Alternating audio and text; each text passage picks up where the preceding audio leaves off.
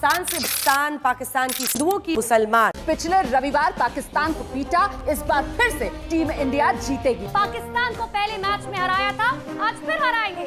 इस बार भी रविवार है और ये रविवार भी जीत का ही वार होगा। और अब की बार पाकिस्तान टीम को मैच से पहले अल्लाह याद।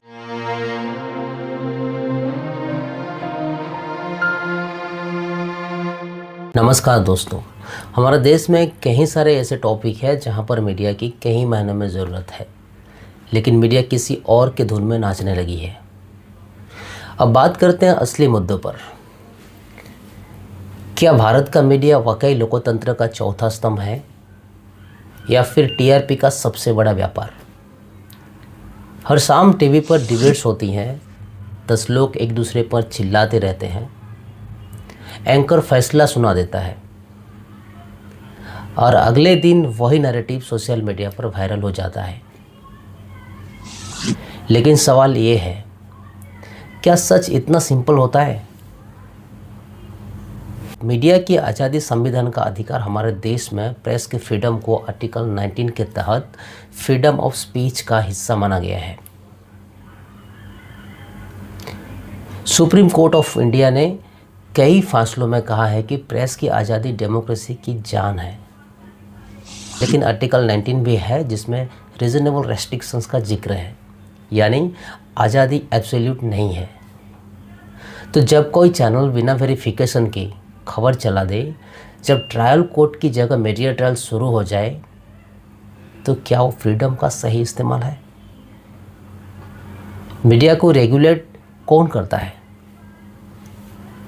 प्रेस काउंसिल ऑफ इंडिया का काम है प्रिंट मीडिया की नैतिक जिम्मेदारी देखना। इलेक्ट्रॉनिक मीडिया के लिए सेल्फ रेगुलेशन बॉडीज है, जैसे news broadcasting and digital standards authority. लेकिन इनके पास कितनी पावर है?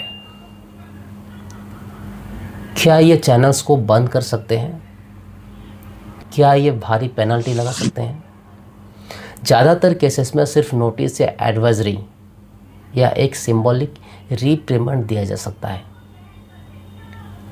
तो सवाल उठता है, क्या सेल्फ रेगुलेशन का मॉडल काफ़ी है? टीआरपी का खेल, आज मीडिया एक इंडस्ट्री है और इंडस्ट्री का मेन टारगेट होता है रेवेन्यू। टीआरपी के लिए क्राइम स्टोरीज को ड्रामेटिक बैकग्राउंड म्यूजिक के साथ दिखाया जाता है। डिबेट को ग्लैडिएटर अरीना बना दिया गया है। जर्नलिज्म का असली काम था फैक्ट्स लाना, पावर से सवाल करना, पब्लिक को एजुकेट करना।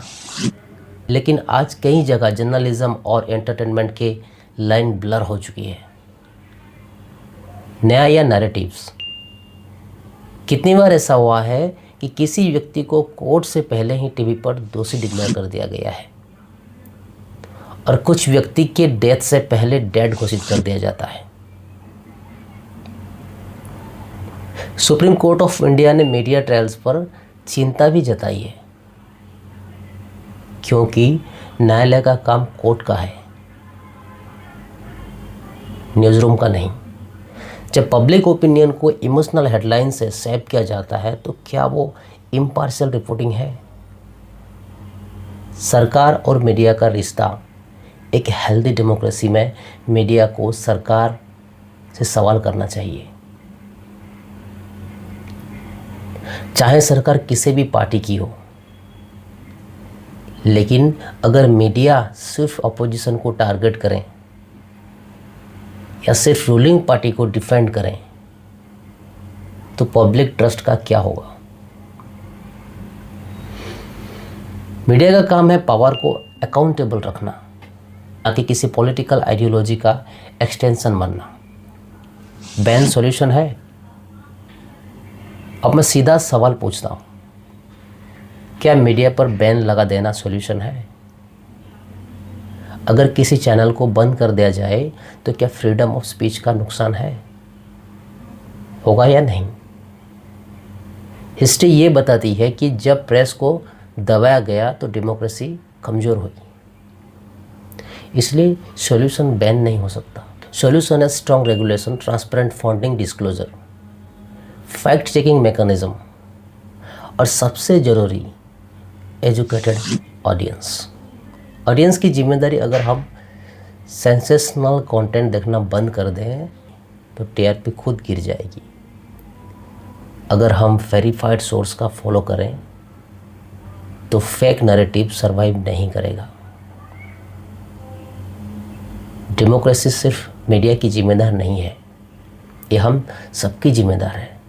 सुधार की road map media funding transparency mandatory हो, फैक्ट चेकिंग इंडिपेंडेंट बॉडीज़ के थ्रू हो, फॉल्स रिपोर्टिंग पर रियल फाइनेंशियल पेनल्टीज हो, पब्लिक ग्रीवियंस रिड्रेसल फास्ट हो, जर्नलिज्म ट्रेनिंग और एथिक्स पर जोर दिया जाए। ये रिफॉर्म्स मीडिया को मजबूत बनाएंगे, कमज़ोर नहीं। आखिरी सवाल, अगर मीडिया सच बोलता है तो डेमोक्रेसी स्ट्रांग होती है।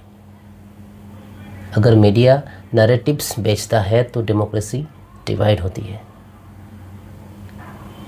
इसलिए सवाल बैन का नहीं है, सवाल बैलेंस का है, सवाल अकाउंटेबिलिटी का है। मीडिया देश का दर्पण है, लेकिन अगर दर्पण ही धुंधला हो जाए तो तस्वीर भी धुंधली दिखाई देगी। आज फैसला आपको करना है, क्या आप टीआरपी का हिस्सा बनना चाहते हैं या सच की डिमांड करना चाहते हैं? कमेंट में लिखिए। मीडिया को बैन करना चाहिए या मीडिया को सुधार करना चाहिए? जय हिंद, जय भारत।